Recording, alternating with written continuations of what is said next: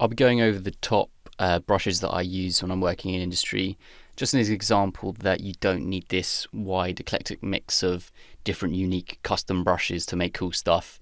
You can probably just go over the top 5 and see that out through your career, whether it's like hard surface or characters or environments and things like that. Also, at the same time, if you're new to ZBrush, I want to introduce the idea of getting used to hotkeying your brushes, or if you're not comfortable with that, how you can put brushes on the lower toolbar, just so you can access them much quicker and speed up the entire process. It's much easier to get this done now and then start to get used to it than going into the brushes and select them all individually manually. Just breaks up the time.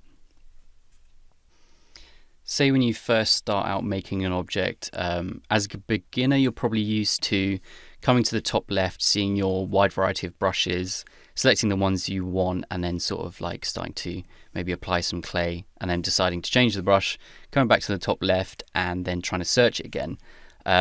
Maybe something that's a bit faster that you found and we've gone over is the shorthands for that. So pressing B, which brings up the brush menu, and then just typing in the corresponding kind of like alphabet. So S would bring up all the slashes and the spirals, and then moving on to that. So that's kind of like a much quicker way of, if you know the brushes and you know the names of them, of how to find them. However, it's kind of like a problem. So if you're using your top 5 brushes a lot, coming up to that is just very long and tedious. A more advanced method would be to kind of access it down here in a bottom toolbar, where you can just come back and forth, do your edits, go back to the brushes that you like, and then make some more changes. So you can see how it's much faster. So before we start putting brushes onto the bottom side, one thing we have to note is that anytime we're dragging brushes over here, we can't drag them from this wide drop down menu. So the only way we can do it is by going to the brushes menu. If I click here, I can also click this little button to dock it to the side. Now this list is a list of brushes that I've used recently, and these recent brushes are where I'm going to be dragging from and then dragging down to here. So say for example there's a brush on here that I want to put into the toolbar, but it's not there. How am I going to get it back down here? I first have to select it in the most recent. So I now want to apply a morph brush down to my bottom toolbar. I'd first have to select it. It then stores itself as a most recently used brush, and you can see this button has popped up. And now when I start to go into dragging it down to the bottom hotkey, the bottom tool space, I can just click and drag it on there, whereas previously it wouldn't have been available. Now to get them from this area of the window and then get them down to here, what we're going to be doing is going into preferences, and then we get given this menu. You can dock it to the side so it just doesn't close on you. This is this little button. So now it's popped to the side. I can come under something called config, and then under config I have an option called enable customization, or enable customize. I'm going to toggle that on. You can see that it's changed and opened up all these areas to indicate that I'm in that mode. The reason we selected all those at the start was we can't come into here and drag them from this window onto the toolbar. We always have to select them first, so they get saved into this brush menu, which I can also dock to the side. Now that they're in this side of the menu under the brushes most recent, I can, and with customize enabled, I can hold Control and Alt and then select the desired brush, and then just click and drag and put it and dock it anywhere I want. For the time being, just to not have everything cluttered, I'm going to put it on the lowest one. I suggest doing that. And then as you go along, you might find it better in a certain place. I know throughout the years I've gone through many adaptations of like screen layouts, but that's how you can do it. Also to note, with ZBrush you can pretty much bring any sort of option while you're in enable customize and dock it somewhere if it's used quite frequently. But today we're just really focused on the brushes. So once you've finished that, you untoggle customization, so we're back into ZBrush mode. You can maybe test out your layout, see how it works out. But before you do anything and close your ZBrush, you want to be pressing store config.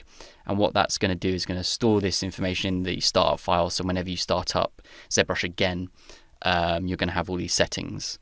You can also save the UI, and that's going to save everything out into a file that you can transport to a different computer, load it up. Maybe it's like a university computer, so you can get used to having your specific layout, because every ZBrush is going to start out in the basic form. With that out the way, I'd say that's sort of an intermediate way of managing our ZBrush. The next one is hotkeys. So instead of having to sort of point down here, select a brush, and then start developing, how great would it be if those brushes were allocated to certain keys, like you were playing, a first-person shooter game. If you're playing an RPG, you're used to having certain spells or items on keys. It's the same with development like this. If you want to get really fast and become like an advanced user, you want to be allocating these specific brushes to specific keys. Again, even if you are starting out, I suggest doing this at an early stage, just so you get used to using it, and then it becomes second nature, and you almost don't have to think about things when you are developing. So, for example, my set of keys, I maybe have 20 keys surrounding my left hand, the WASD. I might only really use about 4, or primarily the ones that we're going to go through today, but it's nice to have those allocated. So when you're doing that, you can do it quite fast. So if you press Control and Alt, and then you click on the brush that you have or you want to assign, you'll notice in the top left some text is going to come up. So just look up in that area, and you can see it says, please press any key to assign the custom hotkey.